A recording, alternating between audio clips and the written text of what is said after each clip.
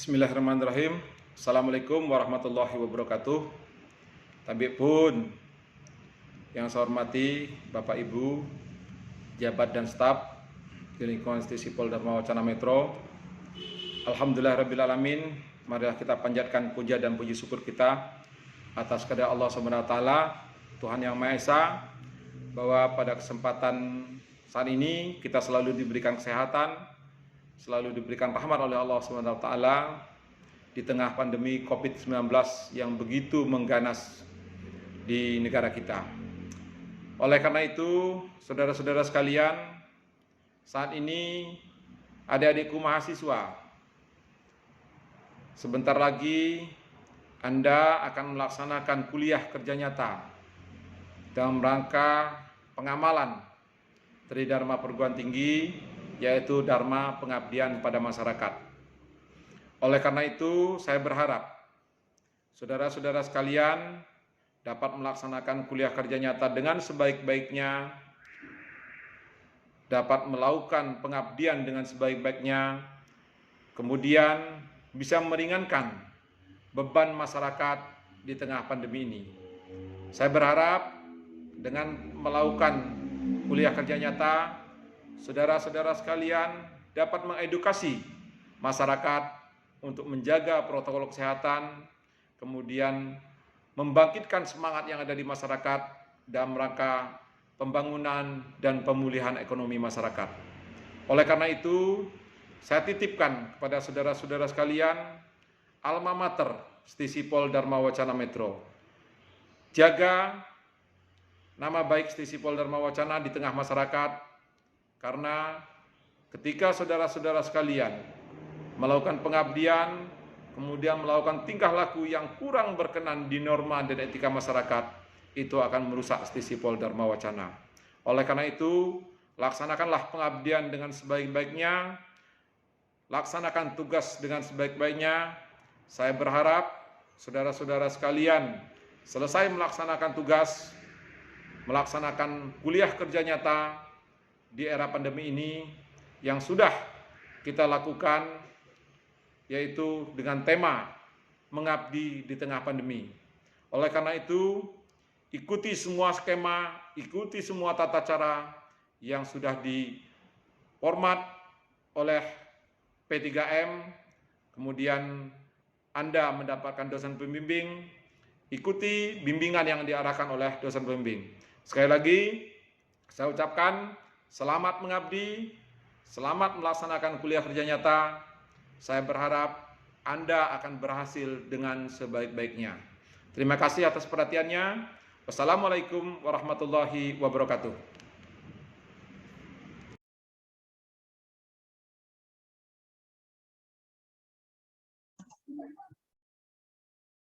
Selamat pagi, selamat siang, dan selamat sore. Assalamualaikum warahmatullahi wabarakatuh. Kepada seluruh mahasiswa Stisi Polda Wacana 2021 yang pada semester ini mengambil mata kuliah kerja nyata. Saya Ita Prihantika, mewakili P3M Stisi Polda Wacana, akan membawakan pedoman terkait dengan pelaksanaan KKN kita pada tahun ini.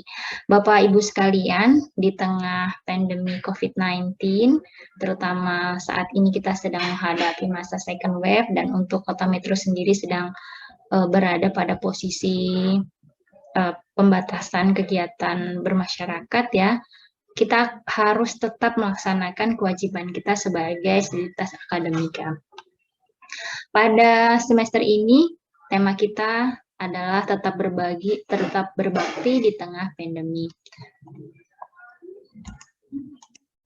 Bapak Ibu sekalian, kenapa KKN itu harus kita lakukan? Karena KKN merupakan bagian dari 3 dharma yang harus dilakukan oleh perguruan tinggi, yaitu dharma pendidikan, dharma pengabdian, dan dharma penelitian. Untuk dharma pendidikan sendiri selama lebih dari 5 semester 6 semester, Bapak Ibu sudah melakukan itu melalui proses belajar mengajar di kelas bersama dosen dan teman-teman yang lain, yang meskipun dalam waktu 3 semester terakhir, ya, kita melakukannya dalam bentuk hybrid, ya, berbagi antara daring dan luring. Kemudian dharma berikutnya adalah dharma pengabdian. Ya, ini adalah masa ketika mahasiswa sudah mendapatkan ilmu, sudah mendapatkan teori dalam kesehariannya selama 6 semester. Kemudian saat inilah mahasiswa terjun ke lapangan dengan waktu ideal selama 40 hari untuk melakukan berbagai macam kegiatan yang secara nyata bisa dirasakan oleh masyarakat.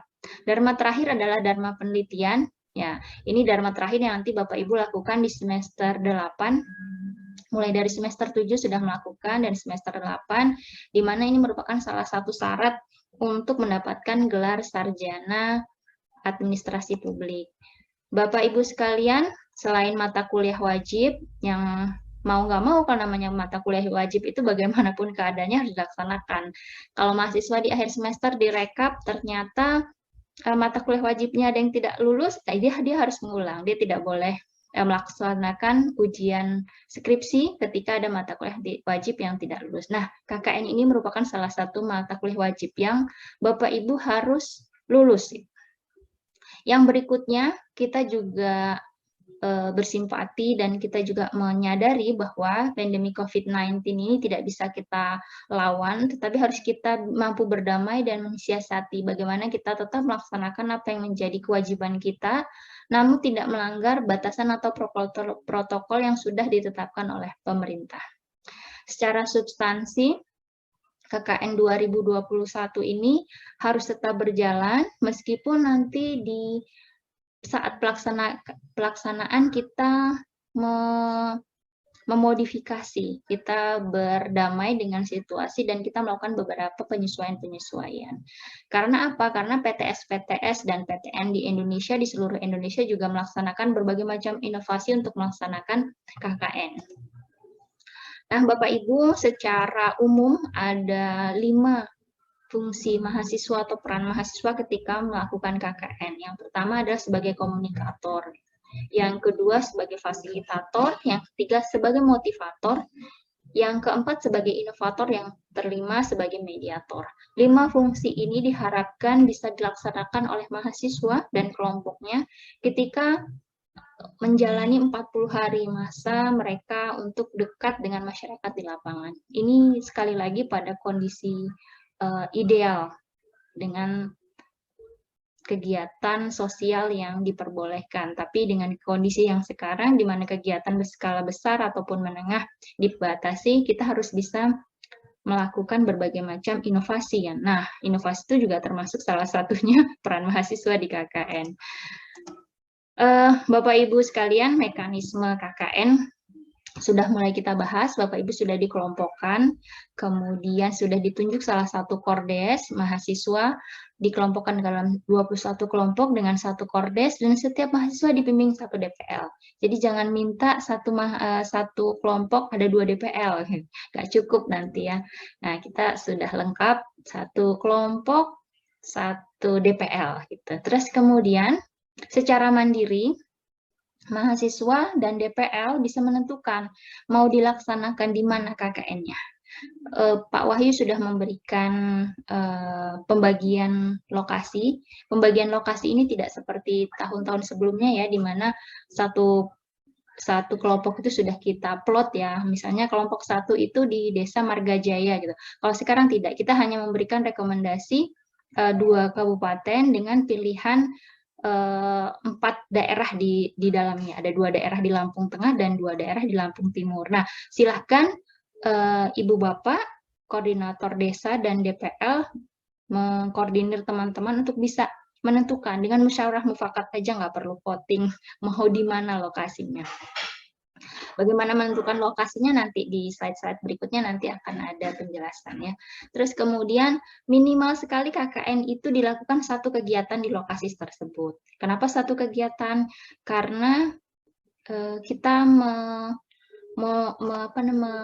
merespon keadaan yang ada sekarang ya. Kita tidak bisa mengadakan kegiatan yang banyak mengumpulkan massa, kemudian sering-sering juga tidak bisa.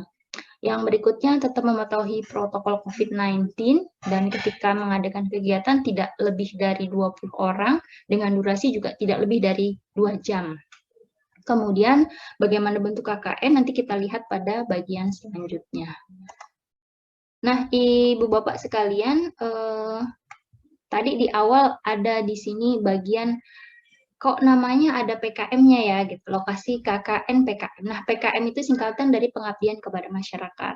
Kenapa kata-kata PKM itu disematkan di KKN 2020 dan 2021 ini? Karena harapannya benar-benar KKN ini mampu memberikan sesuatu kepada masyarakat di mana lokasi KKN diputuskan.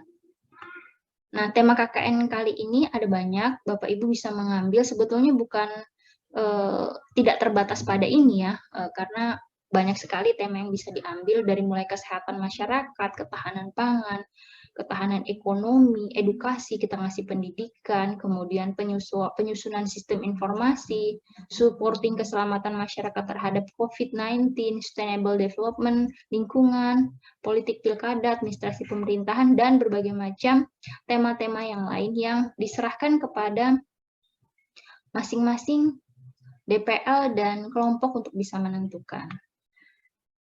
Ada beberapa jenis KKN, yaitu transfer pengetahuan, transfer teknologi, dan KKN pemberdayaan masyarakat.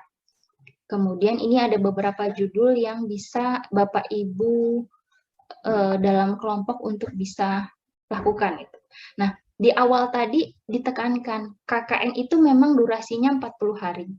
Tetapi kenapa tadi di slide awal dikatakan cukup sekali aja, minimal sekali aja kegiatan. Karena 40 hari itu digunakan dalam rangka persiapan hingga penyusunan laporan. Loh, gimana caranya Bu? Satu kali kegiatan bisa dapat laporan? Bisa banget gitu kan. Karena sebetulnya model-model KKN PKM ini sudah dilakukan oleh dosen-dosen Stifel Dharma Wacana. Jadi ketika masa persiapan sampai penyusunan laporan itu sebetulnya bisa memakan waktu 40 hari. Dari mulai Ibu Bapak menentukan lokasinya di mana, itu udah mulai start hari pertama. Sampai kemudian nanti melakukan kontak kepada lokasi ya, sampai melakukan kontak kepada lokasi dan sampai pelaksanaan kegiatan. Nah, Bapak Ibu, tadi di depan ada beberapa jenis KKN PKM itu. Yang pertama transfer pengetahuan atau sosialisasi. Nah, transfer pengetahuan sosialisasi ini Ibu Bapak sebetulnya kalau bekerja di pemerintahan ya seringkali kan kita mengadakan semacam BIMTEK gitu ya. Terus kemudian misalnya kita melakukan penyuluhan ya, edukasi kepada masyarakat, misalnya datang ke PKK, terus kemudian kita melakukan penyuluhan. Bagaimana sih Ibu Bapak caranya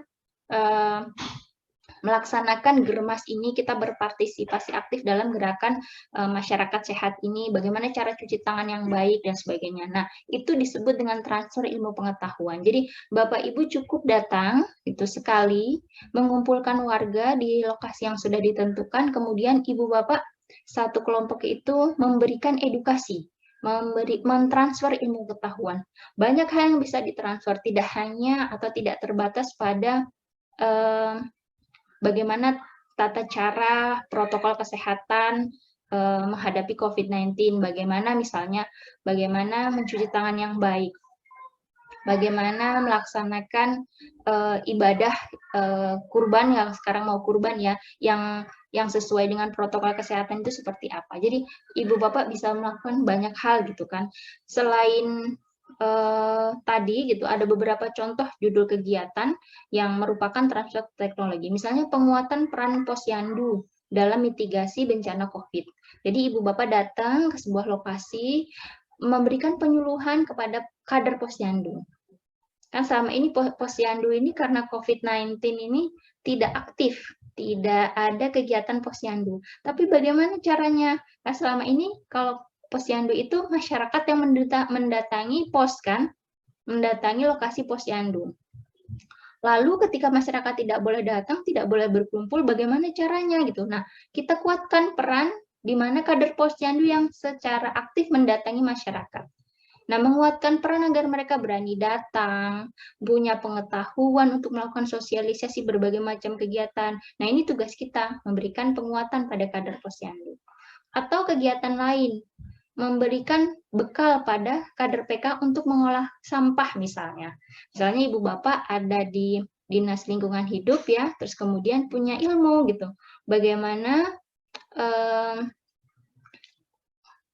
bagaimana membuat sampah itu lebih bermanfaat, bisa dengan ekoenzim atau dengan bisa memanfaatkan sampah-sampah yang berupa plastik itu kemudian bisa diolah menjadi sebuah kerajinan. Nah, kita melakukan pembekalan itu.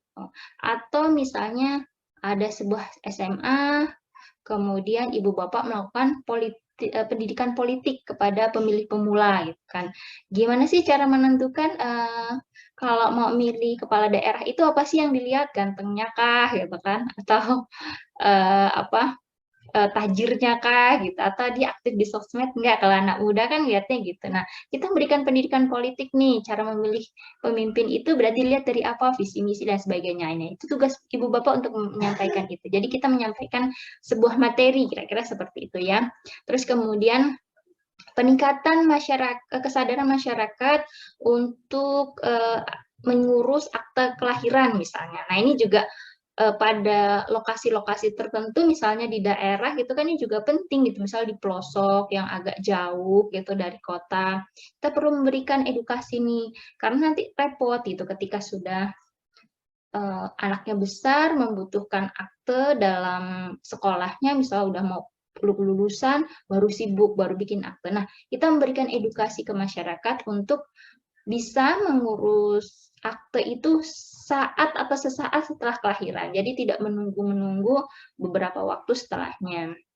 Yang berikutnya berbagai contoh yang lain, misalnya meningkatkan pengetahuan kelompok tani tentang bagaimana cara mengurus PIRT. Jadi KWT itu kan kelompok wanita tani itu kan biasanya punya produk ya, tapi mereka belum punya PIRT, sehingga kita beli makanannya misalnya pempek, ikan, atau misalnya makanan-makanan yang lain tuh, wah ini kok nggak ada PIRT-nya ya gitu, ini bener sehat nggak ya, ini bener halal nggak ya gitu. Jadi ketika masyarakat pembeli itu diyakinkan dengan salah satunya produk KWT itu punya PIRT gitu, maka itu bisa menjadi nilai tambah untuk KWT. Nah, tugas Bapak Ibu misalnya salah satunya memberikan edukasi kepada KWT ini, dan berbagai macam hal lain juga masih banyak dilakukan. Nah, selain misalnya, Bu, kami tidak punya anggota kelompok yang bisa untuk transfer pengetahuan karena nggak ada yang luas nih kayaknya. Oh, ada kegiatan lain yang bisa Bapak Ibu lakukan, misalnya melalui transfer teknologi atau pembangunan fisik gitu. Misalnya Bapak Ibu agar masyarakat itu proaktif gitu kan, berpartisipasi dalam pencegahan COVID-19, Ibu Bapak pada satu waktu membagikan masker kain ataupun masker yang memang medis ya, misalnya mampu. Sekarang kan masker medis sudah mulai turun ya, harganya tidak begitu mahal. Misalnya pada satu waktu Bapak Ibu ini nggak ada yang bisa ngomong nih di lokasi itu, pokoknya ya udah kita bagi aja masker, terus Bapak Ibu foto, jangan lupa ya, pokoknya sebuah kegiatan ini nanti harus ada dokumentasinya. Nah, Bapak Ibu membagikan masker kain kepada masyarakat sekitar. Atau berikutnya misalnya, Ibu Bapak ini kasihan nih, kayaknya di lokasi tertentu ini ada masjid atau ada tempat ibadah atau ada tempat lokasi kegiatan umum yang sering dipakai tapi nggak punya tempat cuci tangan gitu. Jadi nggak ada tempat cuci tangannya. Nah, Bapak Ibu mengumpulkan dana terus kemudian membuat tempat cuci tangan. Jadi kalau KKN jenis transfer teknologi ini, Ibu Bapak tidak perlu melakukan sosialisasi. Jadi Bapak Ibu cukup datang dan memberikan sesuatu dalam bentuk fisik gitu, misalnya pembangunan fisik di lokasi tersebut. Jadi ngasih masker kain, buat tempat cuci tangan, atau misalnya agak lebih ini nih, agak lebih advance ya, agak lebih meningkat lagi lah, ini butuh biaya yang agak lumayan besar nih. Kayaknya lebih bermanfaat kalau kita membangun jembatan gitu kan, karena akses dari satu desa ke desa lain ini putus nih, karena udah mulai musim penghujan, petani tidak bisa membawa hasil panen dari satu desa ke desa lain. Ya udah, misalnya ibu bapak bersepuluh dalam sebuah kelompok, terus kemudian dapat misalnya donatur ataupun tidak, udah kita bikin jembatan aja deh gitu. Jadi selama 40 hari KKN itu Ibu Bapak kumpulkan uang, terus kemudian membangun. Ya, membangun siapa? Boleh orang lain gitu. Kalau ibu bapak sendiri kayaknya mungkin skillnya tidak di sana ya, gitu, karena pada bekerja. Gitu. Jadi udah bikin bangun jembatan untuk sebuah desa tertentu. Yang berikutnya misalnya kita memberi alat gitu, alat produksi pada sebuah bisa pengrajin, bisa kelompok wanita tani, kelompok pengrajin, atau mungkin kelompok pemerah susu. Ini ada kelompok ternak perah susu kambing etawa gitu kan. Terus kemudian kelompok ini nih kesulitan gitu dalam hal proses penanganan pasca produksi. Karena apa? Karena mereka tidak punya freezer gitu. Ya udah, ibu bapak sokongan freezer itu kayaknya berapa liter itu lumayan lah, udahan itu sekitar mungkin 3 jutaan. Ibu bapak sokongannya udah deh kita berikan freezer aja untuk kelompok ini. Nah, itu juga termasuk dalam transfer teknologi atau pembangunan fisik gitu kan. Yang berikutnya itu jenis pemberdayaan. Nah, jenis pemberdayaan ini silahkan tetap bisa diambil, tapi memang jenis pemberdayaan ini akan berbenturan dengan kebijakan KKN kita kali ini. Karena kalau namanya pemberdayaan itu kan tidak cukup satu waktu ya, durasinya pasti lama. Karena Bapak Ibu membuat dari yang mereka tadinya unable jadi able, membuat mereka yang tadinya tidak bisa menjadi bisa. Jadi pada dasarnya itu mencoba meningkatkan taraf hidup masyarakat gitu kan, bisa dari hal ekonomi, sosial, budaya, dan hukum. Dan ini memang agak-agak panjang, dan kalaupun tidak panjang Bapak Ibu itu bukan secara secara kemampuan, tapi akan panjang dalam hal atau akan besar effortnya dalam hal dana, misalnya melalui ya udah kita ngasih bantuan alat penggiling padi pada sebuah poktan gitu kan, karena biar bisa menjadi bentuk untuk mereka meningkatkan taraf hidup. Nah, ini kan alat penggiling padi ini kan juga lumayan ya harganya. Atau berikutnya misalnya alat pencacah rumput gitu kan, terus kemudian misalnya alat pengemasan produk tapi pada prinsipnya bisa tetap dilakukan itu pemberdayaan ini gitu kan. Misalnya Bapak Ibu memang punya keleluasaan dalam hal dana, Bapak Ibu bisa melakukan dan tidak masalah gitu kan. Nah, bagaimana cara melaksanakan KKN ini? Ada 2 bentuk Bapak Ibu, karena di tengah suasana pandemi COVID ini Bapak Ibu bisa melakukan secara luring maupun daring. Nah, daring ini misalnya kalau tadi fisik mungkin dalam bentuk transfer teknologi, pembangunan infrastruktur atau pemberdayaan mungkin tidak bisa secara daring ya, kita harus luring menyerahkan. Tapi kalau yang secara daring itu misalnya tadi sosialisasi, pengetahuan dan sebagainya. Tapi kembali lagi mungkin akan agak sedikit kendala ketika Bapak Ibu melaksanakan daring. Jadi ini juga tidak dipaksakan, tapi ini bisa menjadi alternatif. Tapi kalaupun tidak bisa dan harus link, tidak masalah, tidak apa-apa. Yang penting satu, Bapak Ibu ketika melaksanakan tetap memperhatikan protokol kesehatan dalam pelaksanaannya, tetap menjaga hal-hal tersebut. Nah, dengan mempertimbangkan berbagai macam keadaan, terus kemudian berbagai macam keputusan baik dari provinsi, dari gubernur, kemudian dari wali kota, maka P3M memberikan keleluasaan yang seluas-luasnya kepada KKN dan kelompok KKN dan peserta DPL untuk menentukan temanya mau apa, jenisnya mau apa, bagaimana bentuk pelaksanaannya itu diserahkan seluas-luasnya kepada tim dan juga DPL. Jadi kelompok KKN ini harapannya bisa memanfaatkan gitu ya keahlian yang dimiliki oleh salah satu anggota kelompok dalam melaksanakan KKN. Misalnya tadi ada seorang anggota yang bekerja di puskesmas gitu, dan tentunya dia punya kapasitas untuk menjelaskan bagaimana sih protokol kesehatan dalam upaya mencegah penularan COVID-19 ini, terus kemudian misalnya, atau dia punya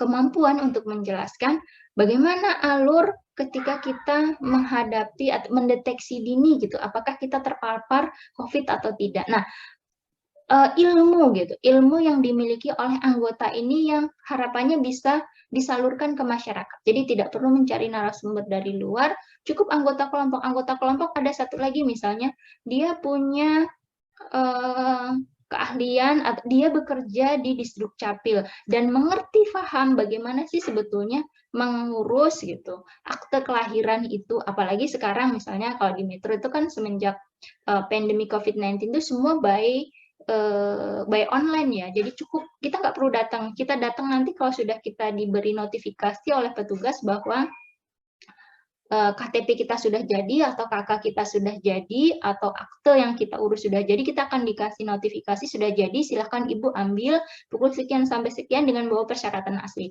Jadi seluruh persyaratan itu cukup dengan difoto, terus kemudian dikirim via WA atau via aplikasi. Intinya tidak ada kontak fisik sama sekali ketika mengurus. Nah, kemampuan teknis yang dimiliki oleh anggota di tim ini bisa disalurkan ke masyarakat gitu. Jadi tidak perlu cari yang susah-susah.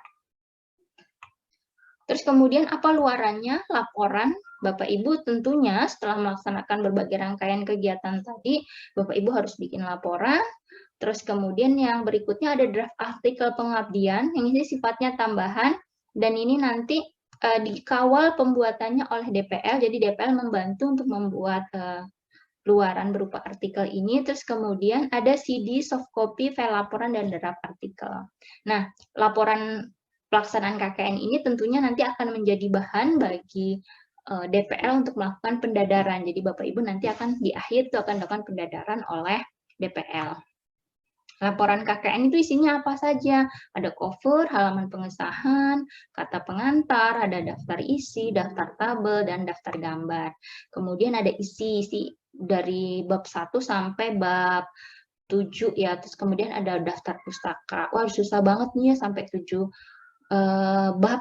Tenang Bapak Ibu, ada template-nya dan sudah disediakan oleh P3M. Jadi Bapak Ibu nanti tinggal mengcopy paste gitu menggunakan template itu dan merubah mengisi gitu, misalnya di pendahuluan ya sesuaikan dengan lokasi, misalnya kenapa di Desa Nambahrejo, oh di Desa Nambahrejo ini ternyata gitu masyarakatnya itu dalam kegiatan sehari-hari tidak memperhatikan protokol COVID-19, mereka tidak menggunakan masker ketika berkegiatan di luar, terus kemudian tidak disediakan tempat cuci tangan di depan rumah gitu kan, dan mereka kalau malam misalnya masih sering kumpul-kumpul. Nah, ini menjadi bagian dari analisis situasi. Jadi analisis situasi itu semacam alasan kenapa Bapak Ibu mengambil di lokasi tersebut, terus kemudian mengapa mengambil tema tersebut. Nah, ketika ada masalah itu gimana solusinya gitu. Oh, solusinya ya dilakukan edukasi, dilakukan sosialisasi, solusinya salah satunya dilakukan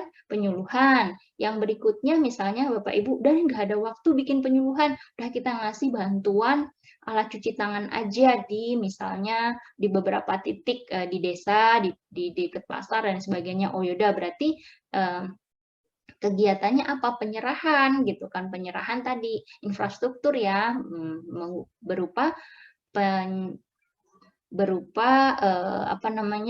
diseminasi dalam bentuk ilmu pengetahuan dan teknologi. Jadi kita memberikan bantuan alat. Gitu. Gimana metode pelaksanaannya? Metode pelaksanaannya penyerahan. Sebelum penyerahan berarti dibeli dulu, direncanakan, ada kontak, dibeli dan sebagainya. Siapa personalianya? Personalianya sebetulnya isinya ya DPL dan anggota. Anggarannya berapa? Nah ini Bapak Ibu silahkan tulis anggarannya gitu kan, untuk beli masker berapa, untuk beli sabun cuci tangan berapa, dan sebagainya. Nah, gimana pelaksanaannya itu nanti ditulis, pelaksanaannya gimana, dimulai dari ini, terus ada fotonya, dan sebagainya. Dan ini tidak banyak, Bapak Ibu, mungkin satu bab ini sekitar 1-2 halaman itu sudah cukup. Yang penting Bapak Ibu benar-benar melaksanakan dan apa yang dilaksanakan itu bermanfaat untuk masyarakat. Terus kemudian penutup dan daftar pustaka. Nah ini ada lampiran, ini bisa cari di Google Maps. Salah satu dari anggota Ibu, Bapak, dan kelompok itu pasti adalah yang jago IT gitu ya.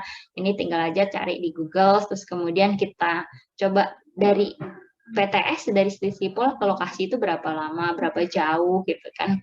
Terus daftar hadir pelaksana, ini kalau misalnya ada dilaksanakan bikin daftar hadir, siapa yang datang, daftar hadir pesertanya siapa, dokumentasi, ini kan suatu yang Bapak Ibu pasti familiar ya.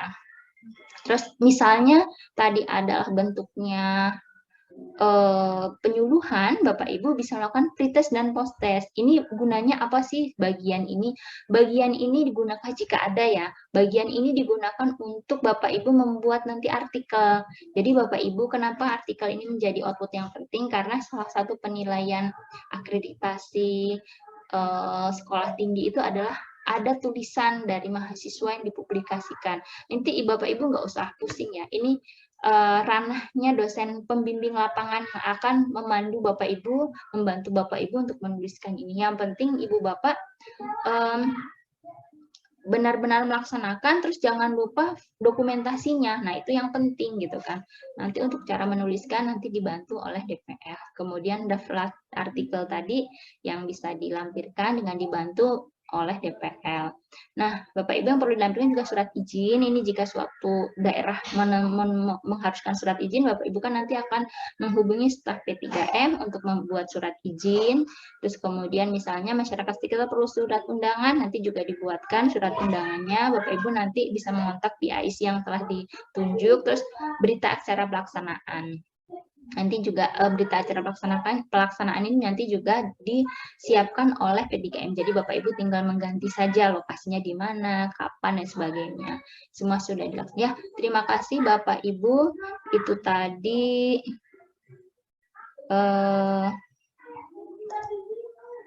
tadi ininya ya.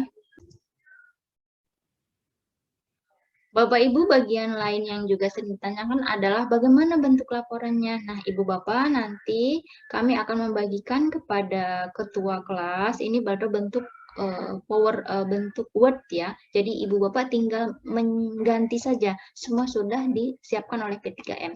Jadi Bapak Ibu, ini adalah bentuk covernya. Bapak Ibu silahkan nanti tulis judulnya di sini.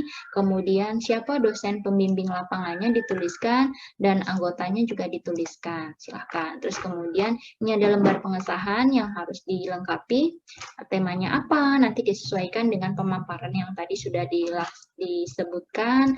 Apa judulnya, lokasi di mana, waktu, dan sebagainya. Nanti silahkan diisi semuanya sampai ke penantangan. Nah, misalnya yang DPL-nya Pak Wahyu berarti ada 2 kali tanda tangan Pak Wahyu ya. Kalau misalnya ini DPL-nya saya atau misalnya Pak Triwidodo berarti nanti diganti di sini Pak Triwidodo. Ini nanti disesuaikan.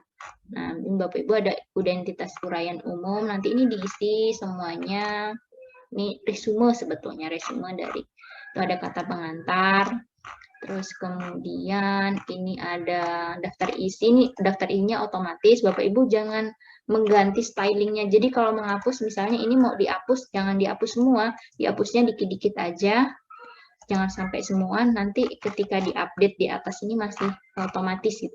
Ini ada pendahuluan, pendahuluannya ini aja dipakai, nggak apa-apa Ibu Bapak, pendahuluan sampai nah bagian yang merah-merah ini nanti disesuaikan dengan kondisi yang ada di lapangan, di lokasi. Kenapa lokasi tersebut dipilih? Karena bagaimana alasannya dan sebagainya. Permasalahannya apa nanti diisi. Nah, ini semua Bapak Ibu ada semua. Bab 2 sudah kami siapkan, terus kemudian di bab 3 pelaksanaan juga sudah disiapkan. Nanti Ibu Bapak tinggal mengganti disesuaikan dengan kebutuhan tim gitu ya. Jadi nanti nggak usah perlu. Nah, ini pihak-pihak yang terlibat siapa saja, personaliannya siapa aja gitu ya.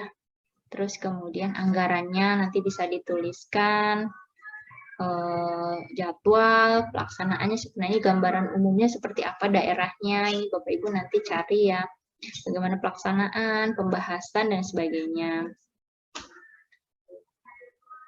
Ini nanti ada ininya semuanya, ada apa namanya, panduannya ada, Bapak Ibu bisa nanti Bapak Ibu bisa diskusi dengan pembimbing. Nah, ini contoh lokasinya, contoh peta, bagaimana petanya dan sebagainya.